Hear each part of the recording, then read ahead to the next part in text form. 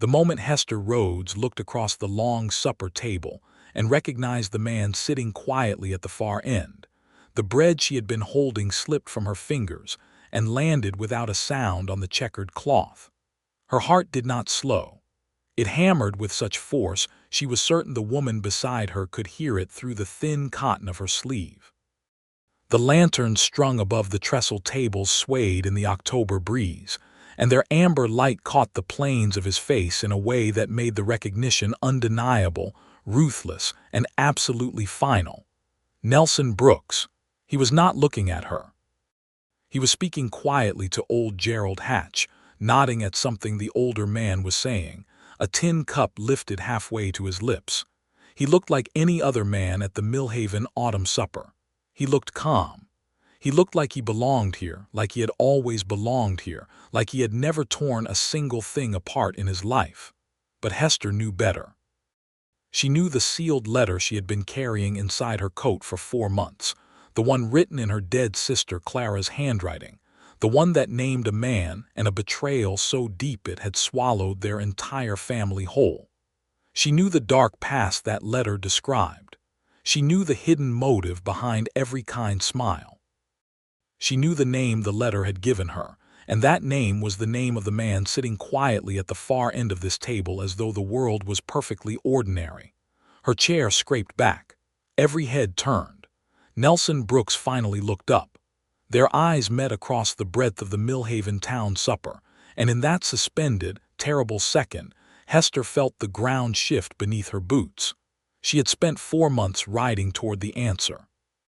Nobody had warned her it would hurt this much to finally find it sitting right in front of her, wearing a clean shirt and a quiet expression, looking at her not with guilt, not with cunning, but with something that looked so devastatingly like recognition that it cracked a hairline fracture straight through the center of her chest. She had come to Millhaven, Colorado territory, in the autumn of 1878 looking for a ghost. What she had found was something far more complicated and far more dangerous than she had ever prepared herself to face. 4 months earlier, Hester Rhodes had buried her sister on a Tuesday morning, which she had always thought was an exceptionally cruel day to bury someone you loved. Clara had been 26 to Hester's 28, bright and stubborn, and full of opinions about everything from land irrigation to the proper way to braid a horse's mane. She had been alive, and then, over the course of 1 winter and 1 spring, she had not been. The doctors in Abilene had said it was consumption, and Hester had held Clara's hand through the worst of it, had sold off 2 of the 3 horses their father had left them to pay for medicine that slowed the illness without ever stopping it. On the morning she died, Clara had pressed a folded letter into Hester's hand with surprising force for someone that frail. "Don't open it until I'm gone," she had whispered. "And when you open it, promise me you'll be careful. Promise me you won't let anger make you reckless." Hester had promised. She had kept the first half of that promise. The letter had changed everything. Clara had written it over several nights. By the light of the lamp she kept burning low so as not to wake Hester sleeping across the room. It was 6 pages long, written in Clara's precise, slightly slanted hand, and it described in careful, measured detail the circumstances surrounding the death of their father, Robert Rhodes, 3 years prior. Their father had not died of a fall from his horse, which was the story that had reached Hester from Millhaven while she was living with their aunt in Abilene. He had died because someone had stolen the deed to the Rhodes homestead and then systematically destroyed his ability to contest it. The shock, the legal persecution, the deliberate financial ruin had broken a strong man in less than a year. Clara had been there. She had watched it happen. She had watched a man come to their father with a partnership offer and leave with information he had no right to possess. She had seen documents moved. She had heard threats she had been too young and too frightened to understand at the time. And by the time she understood what had truly happened, their father was dead and the homestead was in someone else's hands. The name she had written in that letter, the name of the man who had orchestrated the entire betrayal, was Nelson Brooks. Hester had read those 6 pages 3 times in a row on the afternoon. she buried her sister. She had sat in the back of the empty church in Abilene with Clara's letter on her knee and the sunlight falling through the window in gold rectangles across the pews, and she had felt something cold and absolute settle into her bones. She was going to find Nelson Brooks. She was going to find out the full truth, and she was going to make it right. She had no particular plan beyond that, because grief and rage together do not produce careful planning. They produce motion, and motion was what she had. She sold the remaining horse, packed what she could carry, and within a week she was on a stage headed northwest toward Millhaven. The town was smaller than she had imagined, which was something she had to recalibrate as the stage rattled down the main street on a warm September afternoon. Millhaven had perhaps 400 souls, a church, a general store, a smithy, a modest hotel called the Whitmore House, a saloon that did not look especially dangerous in daylight, and a scattering of homesteads extending outward from the central cluster of buildings like spokes from an imperfect wheel. She had checked into the Whitmore House under her own name because she saw no reason to hide. She was Hester Rhodes. She was Robert Rhodes's daughter. If the name meant something to anyone in Millhaven, she wanted to see their face when they heard it. The woman at the front desk of the Whitmore House, a stout, pleasant woman named Mabel Cutler who turned out to own the place outright and run it with cheerful efficiency, had not blinked at the name. She had simply handed Hester a key, told her the hot water situation, and asked whether she would be joining them for supper. Hester had joined them for supper. The dining room of the Whitmore House held 6 tables and smelled pleasantly of roasted meat and coffee. She had eaten alone at a corner table, listening. Listening was something Hester was very good at. She was a woman of medium height with dark auburn hair that she generally kept twisted up under a practical hat, and eyes that her mother had called brown, but which were in fact a warm amber that people sometimes startled slightly when they caught the color directly. She was not the kind of woman who attracted immediate attention when she walked into a room, which she had always considered a useful quality. People spoke freely around her. They underestimated her. They forgot she was paying attention.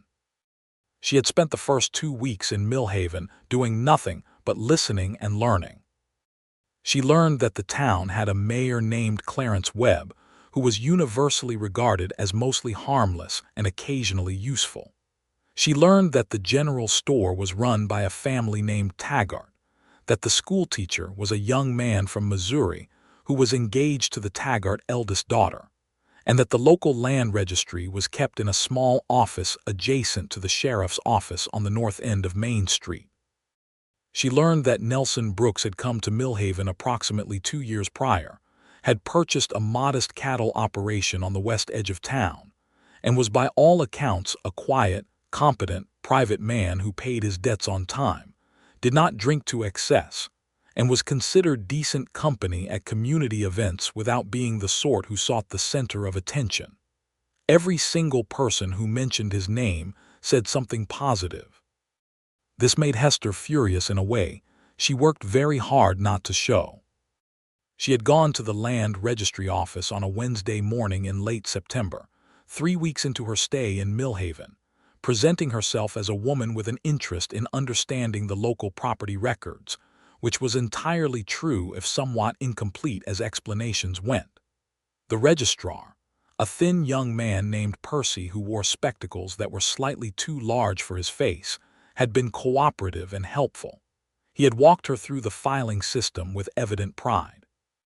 She had spent 2 hours examining records, looking for the Rhodes homestead, looking for the moment of transfer, looking for Nelson Brooks's name on anything.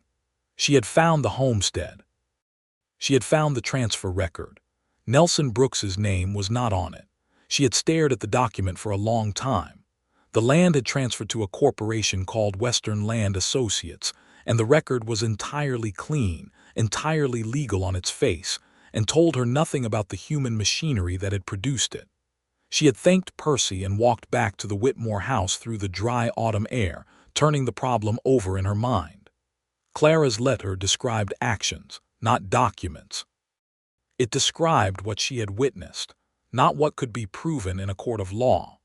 The absence of Nelson Brooks's name from the official record did not mean he was innocent. It might mean he had been careful. The question was how to get to the truth when the truth had been carefully buried. She had been sitting with that question for another week when Mabel Cutler, who had by then developed a comfortable habit of sharing a cup of coffee with Hester in the evenings, had mentioned the town supper. Every October, Mabel had said, wrapping her hands around her cup with satisfaction, since the town was properly founded. Mayor Webb organizes it, we all bring something to the table, and it's generally a very pleasant occasion. You should come, Hester. It will do you good. You've been wound tight as a watch spring since you arrived. I don't want to impose, Hester had said. It's a town supper, Mabel had said firmly. Imposing is the whole point. Everyone imposes on everyone. That's what makes it a community. So Hester had gone. She had worn her better dress, a deep green wool that her aunt had helped her choose in Abilene 2 years ago and which still fit well and looked respectable.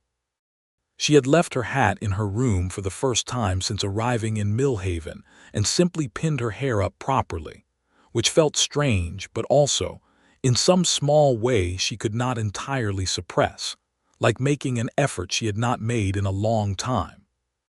The tables had been set up in the open space beside the church, and by the time she arrived people were already gathering, carrying dishes and laughing at nothing in particular, the way people do when they are genuinely glad to be together. Children were chasing each other around the far edge of the gathering. Someone had a fiddle.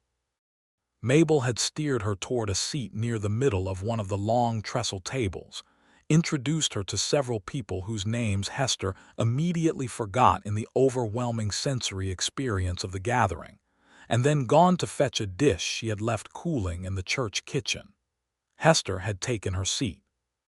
She had accepted a piece of bread from a basket being passed down the table. She had looked up, and there he was, Nelson Brooks, sitting quietly at the far end of the table. The moment her chair scraped back, drawing every eye in the vicinity, Hester's entire plan collapsed into a pile of useless fragments. She had imagined finding him in a more controlled setting. She had imagined approaching him carefully, watching him, gathering information before making any kind of move. She had imagined being calm and strategic.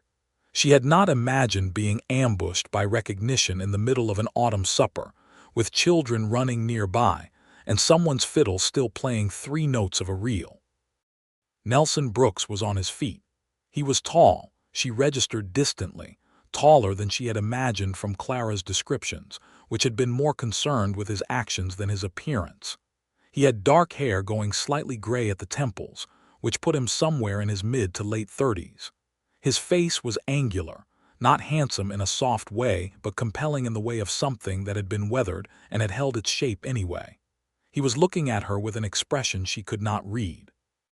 "Miss Rhodes," he said. The table went quiet in the particular way that tables go quiet when something is happening that everyone can feel but no one yet understands. "You know my name," Hester said. It was not what she had planned to say. She had not planned anything for this moment. But it was the truest thing she could produce in that second, and it came out level, which she was grateful for. "I know who you are," he said. "I've known you were in Millhaven since the day you arrived. I thought you'd come to me when you were ready." The casual certainty of that statement should have made her angrier. Instead, it made her breath catch in a way she refused to examine. "Then you know why I'm here," she said. "I believe I do," he said. "And I believe this is not the right moment to discuss it, because Mabel Cutler is standing behind you looking like she's going to faint, and 14 other people are listening to every word we say." He was right on both counts, which was infuriating. Mabel was indeed standing directly behind Hester with a large bowl of something and an expression of profound alarm. The table had gone completely silent. Old Gerald Hatch was staring with the open, unself-conscious attention of the elderly. The schoolteacher had stopped mid-sentence. Even 2 of the children had paused their chasing to look. "Tomorrow morning," Hester said, 8 o'clock, the Whitmore House dining room. "I'll be there," Nelson Brooks said. He sat back down. He picked up his tin cup. He looked at Gerald Hatch and resumed their conversation as though the last 30 seconds had not occurred, which was either the most calculated performance Hester had ever witnessed or the mark of a man who had been waiting a long time to have this conversation and had made his peace with the weight of it. Hester sat back down. Mabel set the bowl down beside her, leaned close and said very quietly, "Are you all right?" "I'm fine," Hester said, and picked up her bread from where it had fallen on the cloth and willed her hands not to shake. She did not sleep that night. She lay in the room at the Whitmore house with the lamp turned low and Clara's letter on the table beside her, and went over every piece of information she had gathered in 4 weeks. She went over the words she intended to say. She went over the questions she needed to ask. She went over the hidden motive Clara had described, the deliberate steps of the betrayal, the forced choice their father had been presented with and had refused on principle, which had led to his ruin. She also, against every intention, went over the expression on Nelson Brooks's face when he had said, "I thought you'd come to me when you were ready." It had not been the face of a man who felt he had nothing to answer for. But it had also not been the face of a man consumed by guilt. It had been something else entirely, something she could not categorize, and that uncertainty scraped at her like a stone in her boot. He arrived at the Whitmore house dining room at 5 minutes to 8. Hester was already there, seated at the corner table she had made her own since arriving. She had coffee in front of her and her hands flat on the table, which was a deliberate posture she had chosen to project steadiness. He came through the door, saw her, and crossed the room without hesitation. He pulled out the chair across from her and sat down without being invited, which also should have made her angrier, and also somehow did not. Mabel, who had been hovering behind the service counter with the transparent pretense of arranging cups, brought him a coffee without being asked, and then withdrew to the kitchen, where Hester had no doubt she pressed herself against the door and listened with every available sense. "Thank you for coming," Hester said, because it was the most neutral opening she could construct. "I've been expecting you," he said, "or someone like you. I honestly expected it sooner." "My sister died 4 months ago," Hester said. Something moved through his face. It was not performance.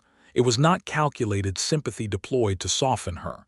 It was the unguarded response of someone receiving news they did not have and feeling the weight of it immediately.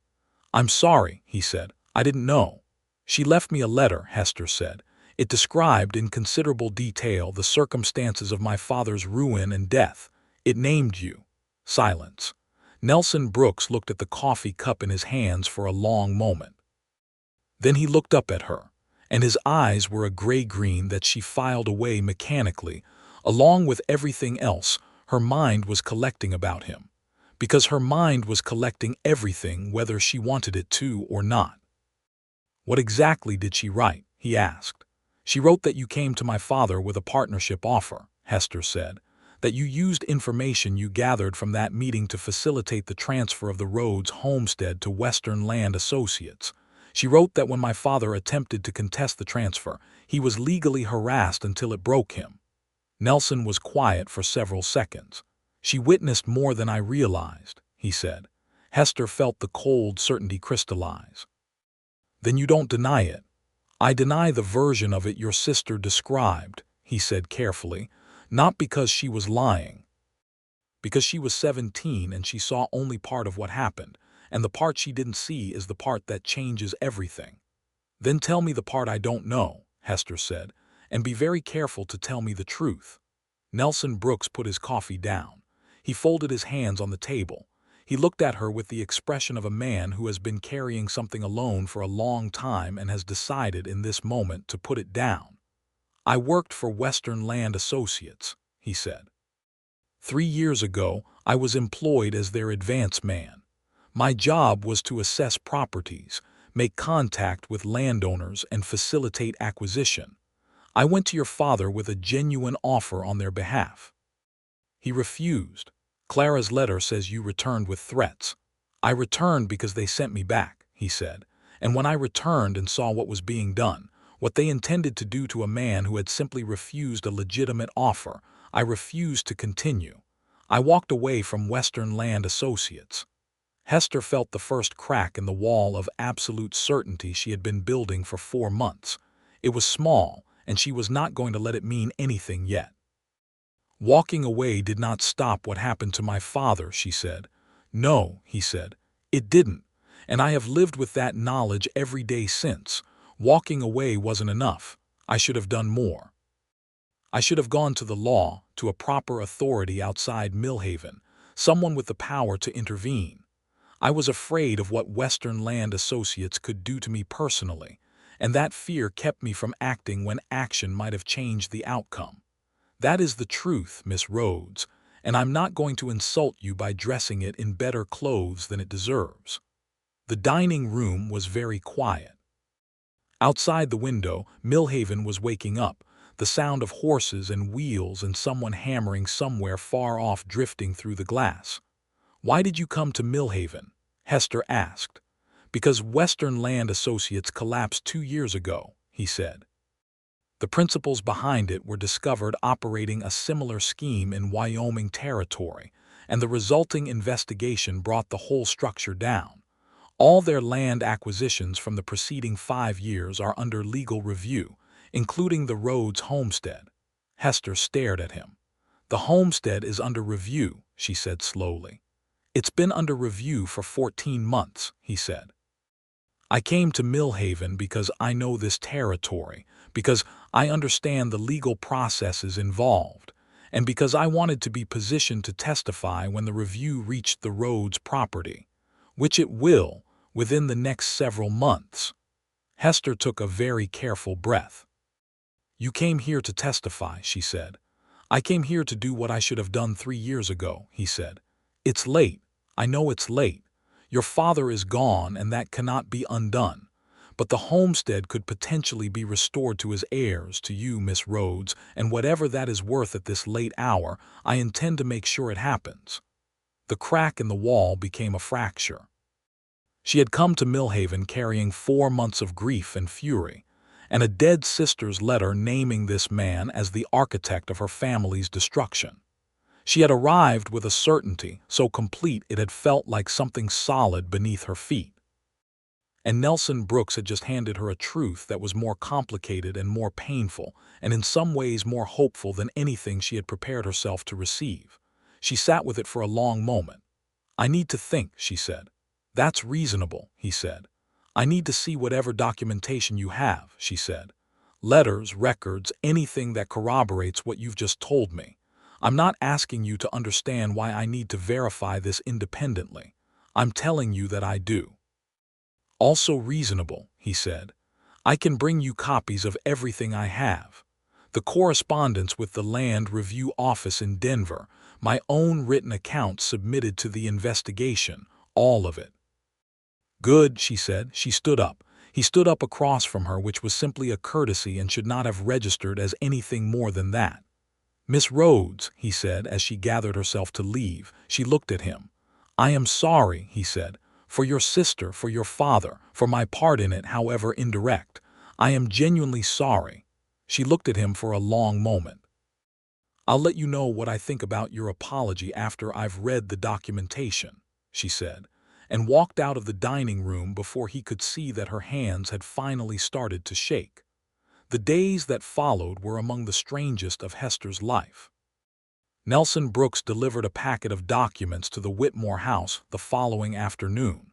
She spent 2 days going through them with the meticulous attention she had given to everything in her life that mattered, reading each page twice, cross-referencing dates, checking the language of the legal correspondence against what he had told her. Everything he had said was consistent with the documentation. His resignation letter to Western Land Associates was dated 3 years ago, less than a month after he would have made the second visit to the Rhodes homestead that Clara had described. His submission to the federal land investigation was detailed, comprehensive, and notably did not attempt to minimize his initial role. He had named himself as having participated in the early stages of the acquisition process before withdrawing. It did not excuse him. He had not asked it to, but it changed the shape of what had happened, and Hester was not someone who could ignore a change in shape simply because the original shape had been more comfortable to carry. On the third day, she went to find him. His cattle operation was a modest affair on the western edge of town, a house that needed paint but was structurally sound, a barn in better condition than the house, a handful of ranch hands who clearly thought well of him from the easy way they moved around the property. She arrived on foot because she had sold her horse in Abilene and had not yet replaced it, which was a practical deficit she was going to have to address at some point. He saw her coming from the barn doorway and came out to meet her. "I've read everything," she said without preamble, and he said, "And I believe you," she said. "I believe it provisionally and with reservations, and I want you to understand that believing you is not the same as forgiving you, and I haven't decided yet whether forgiveness is something I'm capable of extending to anyone in connection with what happened to my father." "I understand," he said. "I'm not asking for forgiveness." "Good," she said. "What I want to know is what happens next, with the land review, specifically." He explained, standing in the dry autumn air with the sound of cattle somewhere behind the barn, that the Federal Land Review Office in Denver was expected to issue findings on the Western Land Associates properties within the next 3 to 6 months. That the likelihood of restitution for original landowners was considered favorable based on what the investigation had already uncovered. That his testimony, which he had already submitted in writing, would likely be requested again in person. "Would you be willing to submit a statement as well?" he asked. "As Robert Rhodes's heir, your testimony about the impact on your family would strengthen the case for full restitution." "Yes," she said, without hesitation. He nodded. "I can connect you with the attorney in Denver who is handling the review," he said. "His name is Alderman. He's solid. He'll guide you through what's needed." "I'll write to him," she said. "Thank you." She turned to leave. "Miss Rhodes," he said. She stopped. "You've been in Millhaven for nearly a month," he said. "Are you planning to stay until the review is resolved?" She had not, in fact, decided this. She had arrived in Millhaven without a plan beyond finding the truth, and the truth had proven considerably more complicated than she had anticipated, which meant her forward planning was in approximately the same state as it had been when she arrived. "I haven't decided," she said honestly. "If it would be helpful," he said carefully, "I know of a position available at the schoolhouse. The teacher needs a helper with the younger students 2 days a week. It wouldn't be much, but it would cover some expenses while you wait for the review process." She looked at him. "Why are you helping me?" she said. He met her gaze steadily. "Because it's the right thing to do," he said, "and because I understand that's not a sufficient answer and I'm giving it to you anyway." She took the position at the schoolhouse. October in Millhaven turned cold and bright, the kind of cold that had a sharp, clean edge to it that woke you up when you stepped outside in the mornings. The cottonwoods along the creek east of town had gone gold, and the aspens on the hillside above were doing something between orange and red that was genuinely remarkable even to someone who was not in the habit of noticing remarkable things. Hester noticed it, reluctantly, because she was human, and it was beautiful, and she had been grieving for so long that beauty had a particular cruelty to it, the way it insisted on existing regardless. She worked at the schoolhouse on Tuesdays and Thursdays, helping the schoolteacher, Mr. Donnelly, with 9 children ranging from 6 to 10 years old who were collectively exhausting and intermittently fascinating. She wrote to the attorney alderman in Denver, who replied promptly with a 7-page letter outlining the process and what she would need to provide. She also, gradually, inevitably, began to move through Millhaven as though it were a place she lived rather than a place she was visiting. This was partly Mabel Cutler's fault. Mabel was the kind of woman who incorporated you into her social world before you had agreed to it, through a combination of genuine warmth and pure logistical efficiency. By mid-October, Hester was accompanying Mabel to the Women's Benevolent Society meetings on Friday afternoons, which were less benevolent and more a robust exchange of town opinion, and had been introduced to approximately 70% of Millhaven's population. She encountered Nelson Brooks with the frequency that was inevitable in a town of 400 people. At the general store. At the church on Sunday, which she attended initially because it was expected and continued to attend, because there was something in the ritual of it that soothed a particular raw place inside her. At the land registry office, where she went twice more to examine records and where she occasionally passed him on the steps. Each encounter had an odd quality to it. There was the weight of what she knew, the dark past, the secret his participation had helped along, the grief that had not lessened and was not going to lessen quickly. And there was, underneath that weight, something else she had not prepared for. She found herself wanting to know him. Not in the way she had wanted to know him when she arrived in Millhaven, not with the cold intention of learning the shape of an enemy. Something else. Something that began as the intellectual interest of a woman who could not help noticing that a person was more complex than her initial assessment, and which was rapidly becoming something she did not have a comfortable name for. He was thoughtful in a way that was not performed. He listened when people spoke to him with a quality of attention that was genuinely unusual. He had opinions about things, well-considered opinions that he expressed plainly and without flourish, and he had the rare quality of being able to change his opinion when presented with new information, without making a performance of it. He also, she noticed, had a habit of doing small things for people without drawing attention to it. She saw him carry a load for old Mrs. Patterson without being asked. She saw him have a lengthy conversation with one of the ranch hand's small sons who appeared to be having some kind of difficult day, crouching down to the boy's level with complete unself-consciousness. She saw him leave coins on the counter of the general store that were more than the Taggart family charged, which was so understated she almost missed it. None of this obligated her to feel anything about it. She felt things about it anyway. The first time they had a conversation that was not about the land review or the Rhodes homestead, or any of the formal business between them, was on a Wednesday afternoon in late October, when she encountered him sitting on the fence rail outside the blacksmith's shop waiting for a harness to be repaired, and there was nowhere obvious for her to go, and they were simply, suddenly, talking. He asked her about Abilene, where she had been living, and she told him about her aunt and the small house and the years of looking after Clara through the illness, and he listened without trying to fix it or redirect it into something more comfortable, which was more unusual than it should have been. She asked him where he was from, and he told her Missouri, a farm family, 3 older brothers, a father who had expected him to stay and farm, and a young man who had been too restless to obey that expectation, and who had gone west at 22 carrying more confidence than judgment. And Western Land Associates, she said. How did that happen? He looked at the ground for a moment. I was 29 and I needed work, and they presented themselves as a legitimate land brokerage, he said. Which they were, partly, for a while. The worst of what they did was built up slowly, which I've come to understand is how these things work. By the time I understood fully what I was participating in, I was already in it.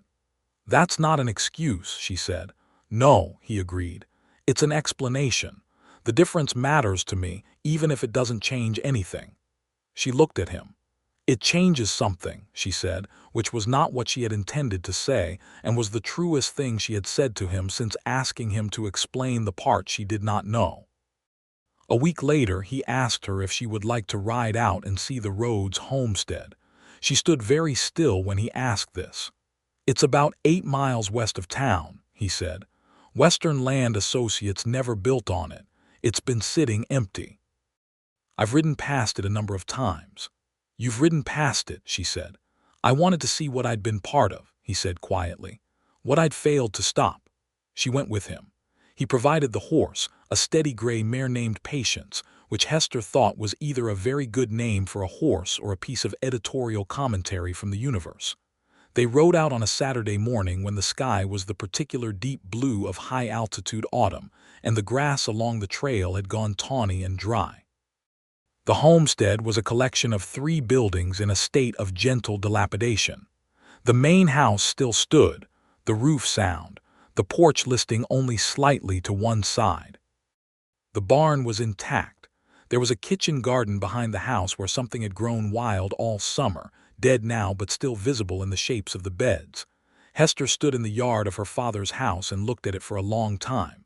"He built this himself," she said. "He and 2 neighbors over the course of one summer. He told me about it when I was small. He was so proud of the porch."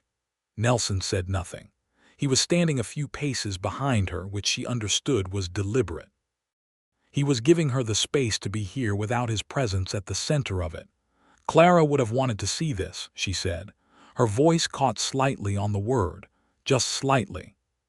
She felt him come to stand beside her, not closer than was proper, simply level with her present, not trying to fix it or redirect it. "Tell me about her," he said. And Hester, who had not talked about Clara to anyone in Millhaven because she had not come here to grieve but to pursue justice, found herself telling him about Clara's stubbornness and her humor and her opinions about horse braiding, about the way she had kept writing in the lamp's low light, determined that someone should know the truth, about the extraordinary discipline it must have taken to write that letter calmly while dying, to put the facts down clearly instead of the rage. "She sounds remarkable," Nelson said. "She was," Hester said. They stood in the yard of the Rhodes homestead for a long time before riding back to Millhaven, and neither of them spoke much on the return journey, but the silence had a different quality than any silence between them before. It was not the silence of strangers or adversaries. It was the silence of 2 people who had said something real to each other and were letting it settle. November came in hard, with a week of wind that stripped the remaining leaves from every tree in Millhaven and left the hills looking stripped and honest against a sky that had gone from blue to gray-white. A letter arrived from the attorney alderman in Denver. The land review was proceeding on schedule. He anticipated a formal hearing in Denver in February. He wanted both Hester Rhodes and Nelson Brooks to appear in person to give testimony. He thought the prospects for restitution of the Rhodes homestead were, in his measured legal language, encouraging. Hester brought the letter to Nelson. She found him at his property in the middle of a fence repair, which was the kind of task she had come to understand he preferred to assign to himself rather than his ranch hands, because he had a practical relationship with his own labor that she had come to find genuinely admirable. He read the letter standing in the field with the wind pulling at both their coats. "February," he said. "Yes," she said. "That's good news," he said. "Better timeline than I'd expected." "I wanted to thank you," she said, "for initiating the testimony, for submitting your account to the investigation. You didn't have to do that." "I did have to," he said, "if you'll understand what I mean." She understood exactly what he meant. That he had not done it because it was legally required or because it served his interests, but because it was the only thing that aligned with the person he was trying to be after having been someone he was not proud of. "I understand," she said. He handed the letter back to her. Their fingers did not quite touch in the exchange, and she was aware of the not quite in a way that she found irritating and also completely involuntary. "Will you stay through February?" he asked.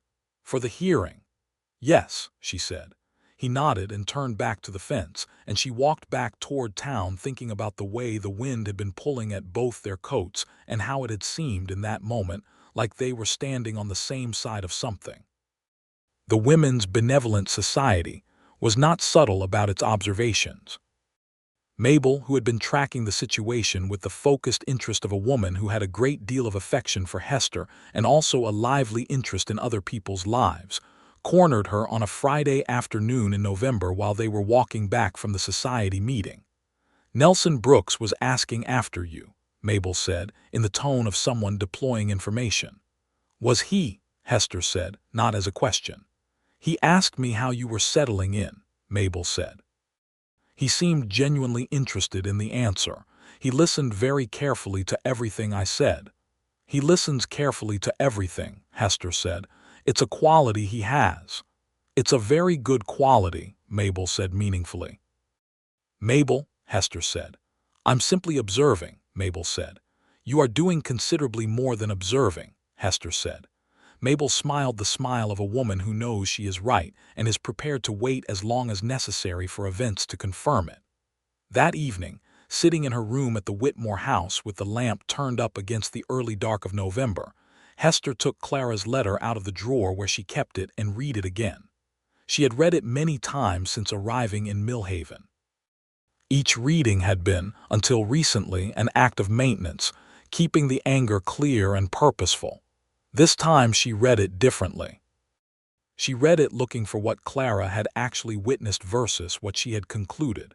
She read it looking for the 17-year-old girl who had been frightened and did not fully understand what she was seeing. She read the fear between the lines of the careful sentences. Clara had seen a young man come to their father with an offer. She had seen him return. She had not seen him resign. She had not seen what came after, because by the time what came after began, the family had already been set in motion toward the fate they met. Clara had written the letter she could write, from the evidence she had. She had written it honestly and carefully and without embellishment, and it had named Nelson Brooks because he was the person she had seen.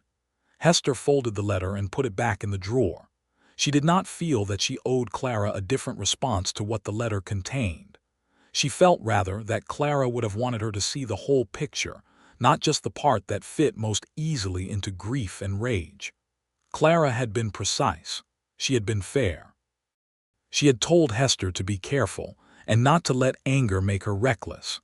Hester thought her sister would probably have liked Nelson Brooks, which was a thought she did not entirely know what to do with. December arrived, and with it the first real snow of the season, which settled over Millhaven with the particular silence that snow creates, turning the familiar shapes of the town into something slightly softer and less certain. The schoolchildren were delighted. Mr. Donnelly was philosophically resigned. Hester found that she loved snow in the abstract, and found the practical realities of navigating a western town in it considerably less romantic than she might have previously believed, which was the kind of lesson that Colorado Territory taught through direct experience rather than advance warning. She encountered Nelson one evening at the general store when she had gone to pick up supplies for Mabel, and he had come in for lamp oil. The store was warm and smelled of coffee beans and dried herbs, and the stove in the corner was doing heroic work against the cold outside. They stood together at the counter waiting for Mr. Taggart to locate the specific grade of lamp oil Nelson required, and the silence between them was entirely comfortable, which Hester noticed with something between satisfaction and alarm. "How are the students settling after the snow?" he asked. "They have found approximately 12 new arguments to have based entirely on snowball-related events," she said. "Mr. Donnelly is managing by pretending not to hear the arguments." Nelson's mouth curved slightly. She had come to understand that the slight curve was his version of genuine amusement and that it was not given cheaply. "Reasonable strategy," he said. "I've adopted a more interventionist approach," she said, "which I believe the students find me less restful for, but the arguments are shorter." The curve deepened fractionally. "You don't have much patience for letting things fester," he said. "Do you?" she asked. He considered this with the seriousness he brought to actual questions. "Less than I once did," he said. "I spent a long time not saying things I should have said and not doing things I should have done. I've come to find the habit of avoidance very expensive." She looked at him directly. "So have I," she said. Mr. Taggart returned with the lamp oil, and the moment passed into the ordinary mechanics of transaction and departure. But Hester walked back to the Whitmore house through the cold snow quiet of the street, with the feeling that something between them had shifted again. Incrementally, the way ice changes beneath pressure, slowly and then all at once. On a Wednesday evening in the middle of December, Nelson came to the Whitmore house and asked, formally and with evident care, whether Hester would care to take supper with him at the hotel dining room. Mabel, who had somehow been standing in the lobby when this happened despite having no obvious reason to be there, made a very small sound that she immediately converted to a cough. Hester looked at Nelson Brooks standing in the doorway of the Whitmore house with his hat in his hands, and an expression that was trying hard to be neutral and not entirely succeeding. And she felt something open very carefully in the center of her chest, like a door that had been sealed against a draft. "Yes," she said, "I would." They had supper at the corner table in the Whitmore house dining room, which happened to be Hester's table, which she chose not to remark upon, and they talked for 2 hours about things that had nothing to do with land reviews or legal proceedings or dark pasts. He told her about growing up in Missouri, about the farm that had seemed both endless and confining to a boy who wanted to see what was beyond it, about his mother who had read to all 4 brothers every evening regardless of how tired the farm had made her. She told him about her own childhood in Kansas before the family moved west, about her mother who had died young and the particular quality of growing up with a father who genuinely believed that women were fully capable of operating their own minds and had raised his daughters accordingly. "He sounds like an exceptional man," Nelson said. "He was," Hester said, "which is why what happened to him was so specifically cruel. He was too honest to understand that someone would use his honesty against him." "I know," Nelson said. "I knew it when I first met him. I thought the offer was legitimate at that point, and I genuinely believed he would find it worthwhile. When he refused, I saw what Western Land Associates was going to do, and I understood what it meant for a man of that character." He was quiet for a moment. "Telling you this," he said, "knowing that it doesn't repair anything, that your father is still gone and your sister is still gone, that understanding what happened cannot undo it. I want you to know that I understand the limitation of everything I can offer here." "I know you understand it," she said. "That's one of the things I've come to know about you." He looked at her. "I came to Millhaven angry," she said. "I came here with a letter and a certainty and a plan that consisted of finding you and making you answer for what I believed you had done. I did not come here expecting anything complicated." "And now," he said, she met his eyes across the table. "And now I am in the middle of something considerably more complicated," she said, "and I find that I am not as sorry about that as I probably should be." He was quiet for a long moment. "Hester," he said, and it was the first time he had used her given name, which he had clearly been deliberate about until now. The sound of it in his voice did something to the air in the room, or possibly to her. She was not entirely certain of the distinction. "Nelson," she said, and then they both sat with that for a moment, the acknowledgement of what was happening between them, the naming of it by the simple act of using names in a particular tone, which was its own kind of declaration in the winter quiet of the Whitmore house dining room. "I don't want to rush anything," he said, "given everything, given what I represent in your history and what the right process of this should look like." "No," she said, "I don't want to rush anything either. But I want you to know," he said, "that this is something I would very much like to not rush toward the wrong conclusion." She looked at him across the table. "I want the same thing," she said. December unfolded into January, and January was colder than anything Hester had previously experienced in Kansas or Abilene, which she mentioned to Nelson on a brisk morning walk along Main Street, and which made him explain at length the particular meteorological character of Colorado Territory winters, which she listened to with genuine interest, and also with the awareness that she was listening to the sound of his voice as much as the content of what he was saying, which was new information about herself she was still in the process of integrating. They had supper together twice a week. They walked together in the afternoons when the weather allowed. They talked with the particular quality of 2 people who are interested in each other's minds, not as a gateway to something else but as a genuine pleasure in itself, which made everything else carry a particular warmth. He rode with her to the homestead twice more during January, and on the second visit she walked through the house for the first time, going from room to empty room while he waited outside, moving through the spaces her father had built, and her sister had lived in for 3 years while Hester was in Abilene.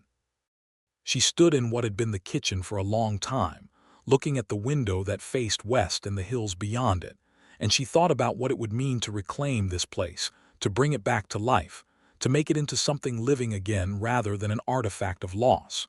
She went outside and found him leaning against the fence rail where the garden must have been, looking at the hills. "I want to live here," she said. "If the restitution is granted, I want to come back to this land." He turned and looked at her. "It's good land," he said. "It was my father's land," she said. "It should have been his and Clara's and mine. I want to bring it back." "You'd need help," he said. "Running a homestead alone." "I know that," she said. They looked at each other across the dead garden. "I would like to help you," he said, "if you would let me." She knew what he meant because they were both people who said exactly what they meant. "I would like that too," she said. He crossed the garden in 3 steps and took her hands in his, which was the first time they had touched with intention, and her hands in his were warm despite the cold, warm despite the January air and the bare hills and everything that had brought them to this moment, everything complicated and painful and real. "I am in love with you," he said. "I want you to know that without any ambiguity.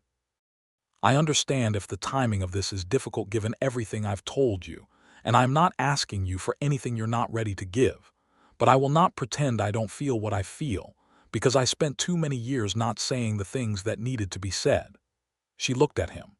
"Nelson," she said, and her voice was steady in a way that was different from the steadiness she had manufactured when she was managing grief and anger. This was the steadiness of something clear and certain and chosen. "I am in love with you too." He looked at her for a moment with an expression that was not the careful neutral she had grown so familiar with, but something entirely unguarded, something that she would remember for the rest of her life. Then he leaned forward and kissed her very gently in the January cold outside her father's empty house, and she kissed him back, and the hills were the color of the sky above them, and the whole world was very quiet. They rode back to Millhaven holding the reins of their horses and not talking much, but the silence was the best kind of silence, the kind that is full rather than empty. The journey to Denver in early February was a significant undertaking by the standards of 1878. They traveled by stage, a 2-day journey that was neither comfortable nor fast, accompanied by Mabel Cutler, who had decided that Hester should not make the trip alone, and that she herself had business in Denver, which was only partially true but which Hester was grateful for regardless. Nelson traveled on the same stage, which meant 2 days of close quarters and rattling wheels, and the particular intimacy of being jolted against someone's shoulder at intervals, and choosing not to immediately put distance between you. Denver was startlingly large after 2 months in Millhaven.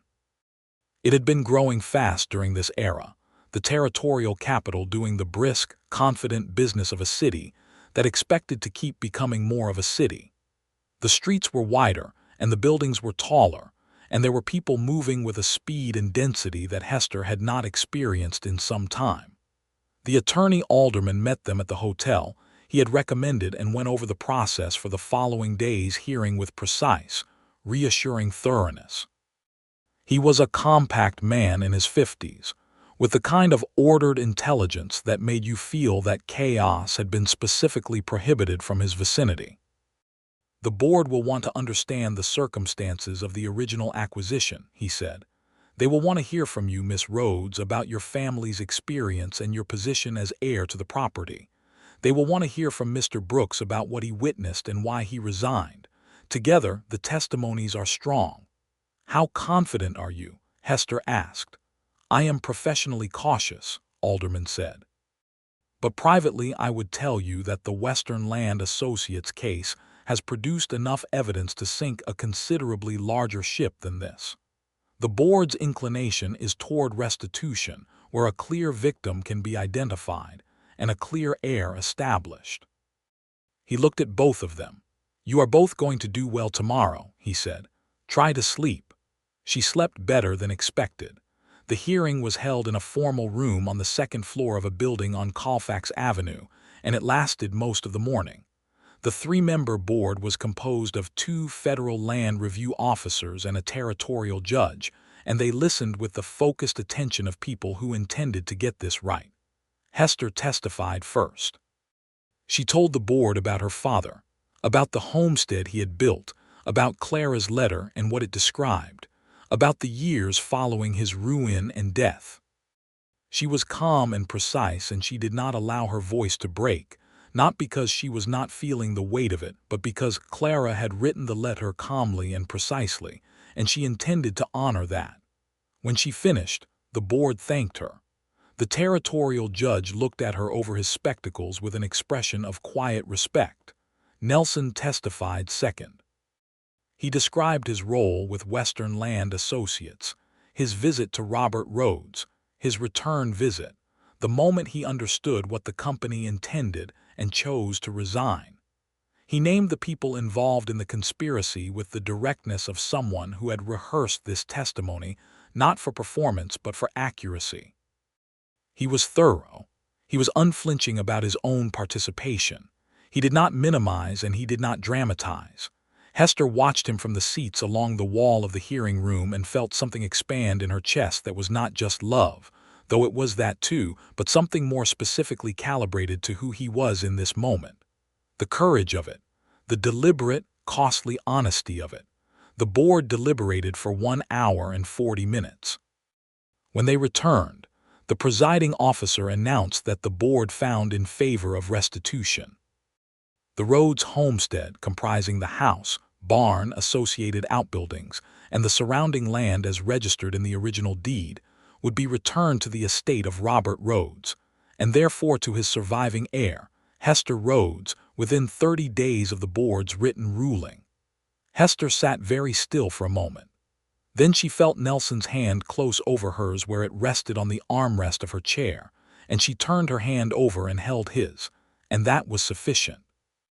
They returned to Millhaven on the stage 4 days later, having spent 2 additional days in Denver completing the necessary paperwork with Alderman's guidance, and also, privately, beginning to discuss what was next. What was next was, it turned out, a great deal of things, arranged in a particular order. They were married in the Millhaven church on a Saturday in March, which was still cold but had begun to have days of genuine sunlight that felt like a promise being made good after a long delay. The ceremony was attended by most of Millhaven, because Mabel Cutler had told everyone, and because Millhaven was a small town that took its community pleasures seriously.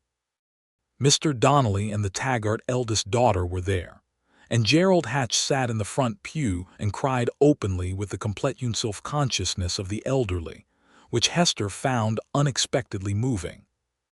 Hester wore her green wool dress, which was by this point the only dress she owned that was fine enough for a church, and she did not care at all. She carried a small bunch of paper-white flowers from Mabel's kitchen garden that Mabel had been nursing through the winter specifically for this purpose, which was the kind of thing Mabel did that made Hester's throat tight with gratitude. Nelson stood at the front of the church in his good shirt and his cleanest coat and looked at her when she came through the door with an expression that she intended to carry with her for the rest of her life. Unguarded, certain, full. The minister's words moved over her pleasantly. When it came to her part, she said what she meant. When it came to his part, so did he, in a clear, steady voice that filled the small church and settled into the air like something that belonged there. When the minister said the thing that made it finished, Nelson kissed her in front of all of Millhaven, and Gerald Hatch cried harder, and Mabel made a sound that was definitely not a cough. The reception was in the church hall, and there was a great deal of food, and the fiddle player from the autumn supper was there, and someone proposed several toasts in language that was more enthusiastic than eloquent, which was exactly right. At the end of the evening, when the last guests were drifting out into the cold March night, Mabel hugged Hester for a long time and then held her at arm's length and said, with great satisfaction, "I knew at the town supper." "You knew nothing at the town supper," Hester said. "Nobody knew anything at the town supper." "I knew something," Mabel said firmly. "I saw how you looked at each other when you thought no one was paying attention. I knew it was going to be this." Hester shook her head, but she was smiling, and Mabel kissed her cheek and released her. They moved into the Rhodes homestead in April. The work of bringing it back to life was considerable and entirely satisfying. Nelson sold his cattle operation on the western edge of town. It had been a modest operation and was most valuable as cash toward the homestead's rehabilitation, and invested the proceeds in the repairs the house needed and the equipment that would make the land productive again.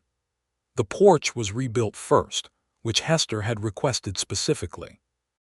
She watched the new boards go up with the particular feeling of something being restored that deserved to be, and when they were done, she stood on the finished porch in the April air with Nelson beside her, and thought about her father and his pride in this same structure, and felt something in herself that was not grief, or not only grief, but also a continuity that was its own kind of peace. They planted the kitchen garden in May, and Hester threw herself into it with the accumulated energy of someone who had been moving and waiting and seeking for a long time and was now deeply, gratefully rooted.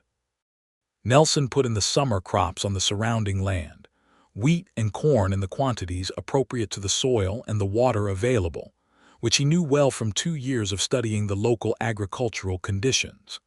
He was a good farmer, which surprised him slightly since he had spent the last decade and a half being emphatically not a farmer, and which Hester pointed out was simply a case of being someone whose practical intelligence found its proper application. "You're saying I was always meant to be a farmer," he said, not displeased.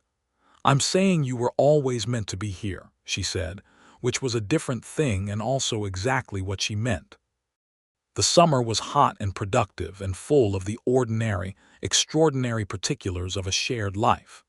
They worked side by side and disagreed about things with the frank, respectful directness of two people who are genuinely interested in being right rather than simply having their way, and they were usually able to arrive somewhere sensible, and occasionally they were both wrong in ways that were illuminating. She wrote to aldermen in Denver through the summer, following the final legal disposition of the homestead, the papers that officially made it hers and therefore theirs. He replied in August to confirm that everything had been filed and recorded, that the Western Land Associates case had concluded with multiple criminal convictions of the principals, and that the Rhodes homestead was fully, cleanly, permanently returned to the Rhodes family. She read the letter at the kitchen table with the morning light coming through the window her father had positioned to face west toward the hills, and Nelson came in from the barn and saw her face and came to read over her shoulder, and when he was done, he put his hands on her shoulders and she put her hand over his, and they stayed like that for a long time in the morning light. She went to Clara's grave in Abilene in September, which was a journey she had been intending to make, and had delayed without examining the reasons too closely. She went alone, which felt necessary, leaving Nelson at the homestead for the 4-day round trip. She sat beside the grave on the dry Kansas grass and told Clara everything. About Millhaven and the town supper and Nelson Brooks, about the land review and the hearing and the restitution. About the homestead restored and the porch rebuilt and the kitchen garden growing. About what she had found in Millhaven that she had not gone there looking for. She did not tell it as an apology. She had not betrayed the dead by falling in love with the complicated truth. She told it as a gift, a reckoning offered to her sister who had told her to be careful and not let anger make her reckless, and who had been right, though not in the way either of them could have anticipated. She told Clara about Nelson, not the version from the letter but the full person. She thought Clara would have appreciated the precision of that. She came home to the homestead on the 4th day, arriving in the early evening, and Nelson was on the new porch when she rode up the track, and he came down the steps to take the horse, and then he took her hands and looked at her face to see how she was. "All right," he said. "Yes," she said. "Better than all right. I told her everything," he nodded. What do you think she would have said? He asked. Hester considered this. She would have asked me approximately 30 specific questions, she said, and then she would have said something withering about the fact that I nearly ruined it by assuming the worst before I had all the information. Nelson's mouth curved. She sounds like she would have kept you honest, he said. She always did, Hester said. They went inside together, and Hester felt the house close around them in the way that houses do when they have become homes, when the walls are full of the particular warmth of a life being lived inside them. The autumn of 1879 was gentler than the previous year. They attended the Millhaven town supper in October, which was held again in the space beside the church, with the lanterns strung above the trestle tables and the same fiddle player, and the accumulated warmth of a community that took its pleasures seriously. Mabel sat nearby and smiled throughout the evening, with the satisfied composure of a woman whose instincts have been magnificently confirmed. Gerald Hatch told Nelson several long stories about the early days of Millhaven that Nelson listened to with the whole attention that was his particular and characteristic gift, and which Hester watched him give from across the table with an affection she no longer tried to moderate or manage. She sat at the same table she had sat at 1 year ago, and she looked at the man who had been sitting quietly at the far end of it on that evening, and she thought about all the things that had been set in motion in that moment of recognition, the fear and the anger and the certainty that had gradually and stubbornly and necessarily become something else entirely. Nobody had warned her. Nobody had told her that the answer she had been searching for was going to be a person rather than a document, a complicated man with a dark past and an honest accounting of it, and the willingness to spend years trying to do what should have been done from the start. Nobody had told her that finding the answer was going to require her to hold two things at once, grief and hope, fury and understanding, the reality of what had been lost, and the possibility of what could still be rebuilt. She was glad nobody had warned her. She was not sure she would have come if someone had. She was glad she had come anyway. By November of 1879, it became apparent to Hester in the way that these things become apparent to women, that the homestead was going to require slightly more future consideration than they had planned for. She told Nelson on a Tuesday evening after supper, sitting at the kitchen table with the lamp turned up and the November wind testing the corners of the house with impersonal thoroughness.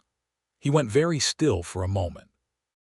Then something moved through his face that she had not seen before, something composed equally of astonishment and something much larger. "Are you certain?" he said. "Yes," she said. He reached across the table and took her hand in both of his, and they sat there in the lamplight for a long moment without saying anything else, because some things do not require annotation. "Are you happy about this?" she asked, not because she doubted it, but because she wanted to hear it. "I am," he said, "more than I know how to say properly, which is going to have to be sufficient because I genuinely don't have better words for this." "Those were sufficient," she said.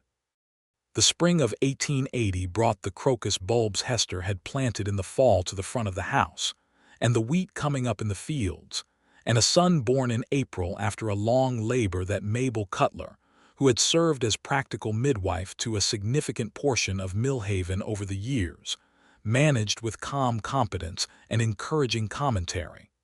They named him Robert for her father.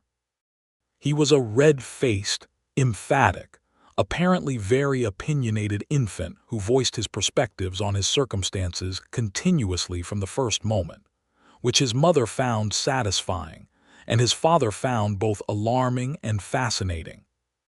Nelson held his son for the first time with the careful intensity of a person who understands they are holding something precious and irreplaceable, and looked at Hester over Robert's head with an expression that she understood was not something that required words. Mabel, present for the occasion, made a sound that was not a cough. Robert Rhodes Brooks, as he was registered in the Millhaven record, was a very good baby, by which is meant he was healthy and vigorous and loud about his requirements, and by the time he was 3 months old had become a feature of town life, since Nelson brought him along on errands with the same complete unself-consciousness he brought to all parenting tasks, and the older residents of Millhaven found this extremely worthwhile. Gerald Hatch, who had no grandchildren of his own, appointed himself an honorary grandfather of sorts, and could be found on any given afternoon sitting on the Whitmore house porch with baby Robert in his arms, while Hester visited with Mabel, the arrangement having developed with the gradual inevitability of things that are genuinely good ideas. Life on the homestead settled into the deep, particular rhythm of a working farm and a working family, which is different from the rhythms that precede it, less urgent and more sustained, requiring a different quality of endurance and offering a different quality of satisfaction.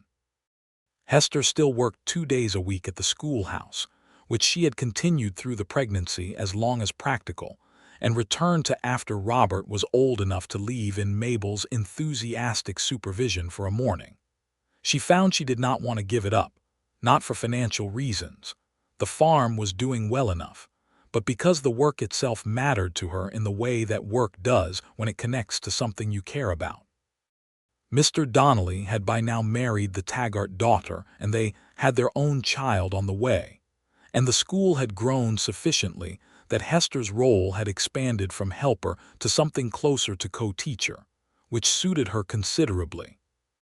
Nelson expanded the farm in the summer of 1880, bringing in a small herd of cattle in addition to the crops, which required a fence project of considerable scope that he and 2 hired men worked on through July, and which Hester brought out to them at midday in the form of food and cold water from the kitchen garden well, and which Robert observed from a blanket in the grass, with the focused attention of an infant watching something loud and interesting. The homestead had become what her father had meant it to be: productive, alive, full of the ordinary magnificence of a family working land that was theirs. She thought about her father often, not with the sharp specific grief of the early years, but with the gentler, more sustained presence of someone you carry. She thought he would have liked Nelson, which she had now thought enough times that it had become simply true rather than tentative. She thought about Clara always. In the late summer of 1880, she planted a rose bush in the kitchen garden for Clara. She chose a variety called Prairie Climber that would come back every year regardless of the Colorado winters, which felt appropriate. She told Nelson what it was when he asked about the new planting. He looked at it for a moment. "I'll build it a proper trellis before winter," he said, matter-of-factly. He built it a trellis the following week, which held through all the winters that followed. By the time the autumn of 1881 arrived, and Robert was 18 months old and extremely determined in all his opinions, and the farm had had 2 solid years, and the letter from Alderman confirming all final proceedings in the Rhodes case had long since been filed away in the small box where Hester kept important papers alongside Clara's 6-page letter, which she did not plan to ever throw away. Life in Millhaven had achieved the quality of something settled and chosen and genuinely good. They attended the 3rd consecutive town supper as a family, with Robert balanced on Nelson's hip and attracting the admiring attention of approximately everyone at the adjacent tables, being a sociable child who had inherited certain qualities from both parents that combined into someone who was simultaneously forthright and genuinely interested in other people, which made him excellent company for a community event. Hester sat at the same trestle table with the lanterns swinging overhead, and she held her husband's hand across the corner of the table, and she watched her son charm Gerald Hatch into sharing a piece of bread, and she thought about the night 3 years ago when she had looked up and seen a man sitting quietly at this table, and the world had shifted beneath her boots. She thought about how certainty had felt like solid ground and how the ground had turned out to be made of something more complex and more generous than certainty. She thought about Clara's letter. "Be careful. Do not let anger make you reckless." She thought about everything that had required her not to be reckless. The walk to Nelson's property to tell him she believed him, the ride to the homestead in the October cold, the supper at the Whitmore House corner table, the January morning at the empty homestead when he had taken her hands and said something true, the February hearing, the March morning in the Millhaven church. She thought about her father's porch rebuilt. She thought about Clara's rosebush waiting through the winter for another spring. She squeezed Nelson's hand across the corner of the table, and he looked at her with the expression she had first seen in the January field, the one she intended to carry forever. "Are you all right?" he said, quietly enough that only she could hear it. "Yes," she said, "I'm thinking about the last time we were here." He was quiet for a moment, looking at her. "I was terrified," he said, "when you looked up and I saw it was you. I had been waiting for you to come, and then you were there, and I had no idea what you were going to say or whether any of it was going to be resolvable." "Were you surprised?" she asked. "When it was." He looked at her steadily. "I hoped," he said. "I hoped very much. I would not have admitted it at the time." "You would have been right to hope," she said. Robert, having finished with Gerald Hatch's bread, turned and grabbed a fistful of his father's collar with the cheerful authority of 18 months, and said something that was probably a word, but was interpretable several ways. Nelson transferred his attention to his son with the complete ease of a person for whom this was entirely natural, and Robert was satisfied, and the supper went on around them with all its noise and warmth and ordinary beauty. Mabel leaned across from the adjacent seat and said, with supreme satisfaction, "I told you at the first supper." "You told me nothing useful at the first supper," Hester said. "You stood there holding a bowl and looking alarmed." "I told you internally," Mabel said, which was precisely the kind of argument Mabel found fully satisfying. Hester laughed. It was the laugh of someone who has arrived, not at the end of something, but at the beginning of something that deserves to be long. The laugh of a woman who had traveled 4 months through grief and fury, and arrived at a town supper looking for an enemy and found instead, against every plan and preparation, the man who would give her back her father's land and her family's name and a future that contained everything she had never known to want. Nobody had warned her. Nobody had told her it was coming, this life, this man, this specific and ordinary and extraordinary happiness. She thought that was probably just as well. The winter of 1881 was one of the coldest Colorado Territory had seen in years, and the homestead held against it with the solidity of something properly built and properly maintained. The walls did not move. The hearth was sufficient. The trellis on Clara's rosebush held under the weight of the first heavy snow, and Nelson reinforced it on a bright January morning, while Hester watched from the kitchen window with Robert on her hip, pointing at his father in the yard, and saying what was definitely now recognizable as Papa, which still made something in her chest turn over with warmth every single time. In February, she discovered that the household was going to expand again. This she told Nelson on a Sunday morning while he was reading, which was a habit he had on Sunday mornings, sitting with whatever book or newspaper he had managed to acquire, in the good chair by the window that faced east toward the sunrise. He put the book down and looked at her. "Again," he said, and there was the astonishment again and the larger thing beneath it, consistent with itself, unchanged by repetition. "Again," she confirmed. He stood up and came to her, and she let him, and they stood together in the Sunday morning light with Robert playing with a wooden spoon on the kitchen floor and the Colorado winter going about its business outside the window. This time it was a daughter, born in September of 1882 when the first cool edge had come back to the air and the cottonwoods along the creek were thinking about going gold. They named her Clara. Mabel cried. Gerald Hatch cried. Nelson held the infant with the same careful intensity as the first time and something additional to it, something that understood what the name meant and held that meaning along with the child.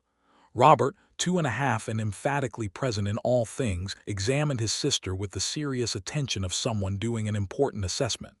"Clara," he said carefully, because he was good with words already. "Yes," Hester said. "That's her name." Robert considered this for a moment. "Good," he said. with the firm, generous certainty of someone who has decided to approve. Hester looked at Nelson over their son's head and their daughter's sleeping face, and felt the accumulated weight of everything that had brought her to this moment, the grief and the fury and the complicated truth and the long, careful journey toward something she had not planned and could not have invented, and felt it rest, finally, in the right place. The homestead was alive. The name was restored. The land was theirs. The autumn supper came again in October, as it always did, and they went as they always went, and the lanterns swung in the same October breeze, and the fiddle played, and Millhaven gathered around its long tables with all its noise and warmth, and the comfortable density of a community that had learned to be glad it was itself. Hester sat beside Nelson with Clara asleep in her arms and Robert between Gerald Hatch and Mabel, charming both simultaneously with a focus that suggested he was going to be very good at community events for the rest of his life. She looked down the table. She looked at the place where she had first seen Nelson sitting quietly 3 years ago, when she had not known yet what anything meant, when the answer she had been searching for had been right there in front of her without anyone having thought to mention it. She looked at Nelson beside her now.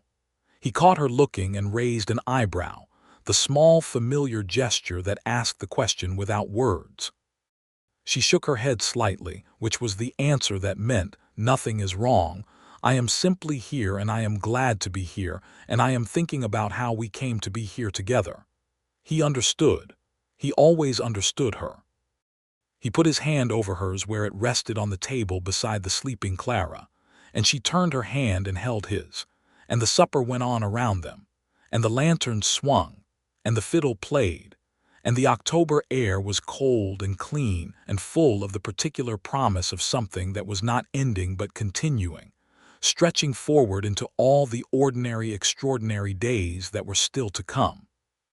The Rhodes homestead stood on the western edge of Millhaven for many years after that, its kitchen garden in summer, and its porch in all weathers and Clara's rosebush climbing its trellis every spring, with the absolute reliability of something that has put down roots in good ground and intends to stay. Nobody had warned Hester Rhodes that the answer was sitting quietly at the town supper, but she had found it anyway, and it had been, in every way that mattered, exactly enough.